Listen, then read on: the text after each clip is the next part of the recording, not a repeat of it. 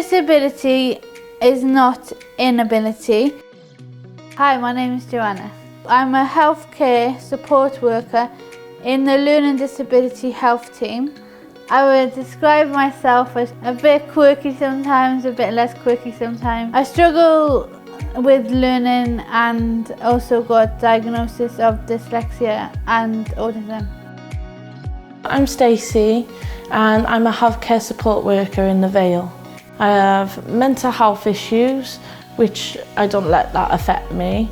I have epilepsy and I have my heart condition which is called long QT syndrome, and my disabilities, I wouldn't think I have a learning disability, but it's dyscalculia, which is like dyslexic but with numbers.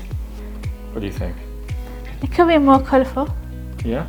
We often talk about people with learning disabilities being intrinsic to our work and essential, and I think one day we looked up and we thought, well, we have nobody employed with a learning disability, which makes absolutely no sense.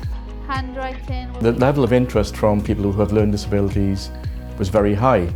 That's the jargon. I think far higher than we expected. A bit more by here. When I first got here, they wanted me to do like easy read, like formats. So easy read pictures, big bold formats. We basically make it accessible for the person with a learning disability.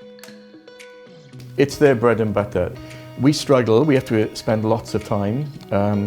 Our colleagues in speech and language therapy are highly skilled, but don't possess the same lived skills as Joanna and Stacey. They've put together packages of training, packages of care, and advised on what should and shouldn't be in there.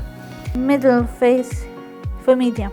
What I aim to do is to help the frontline staff do their job more easily and smoothly, and ultimately that will help just make life easier for the people with a learning disability out in the community.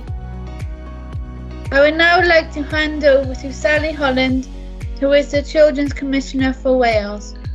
I had a great opportunity to chair a meeting all about the transition protocol, which was an amazing opportunity to be thought of that way, because it made my day. Welcome everybody to today's session. We're going to be working on making a presentation today. I've been working with the transition department, speech and language department, occupational therapy department. It's just great to honour to be part of the team. I had very low grades in school because of my mental health. I couldn't just sit through an exam. And then I see where I am now and I stand back and think, wow, is that really how far I've come, and look how much I've achieved. I've done epilepsy training, communication training, which I love because it was all to do with communication with a person with a learning disability. And I've just done a course in sign language, so I can sign. It's creating a culture of necessity, i.e. that we need you in our service. Our service doesn't function without you. People with learning disabilities can relate more to Joanna and Stacey than they do to us. It's not a desirable commodity anymore, it's an essential need.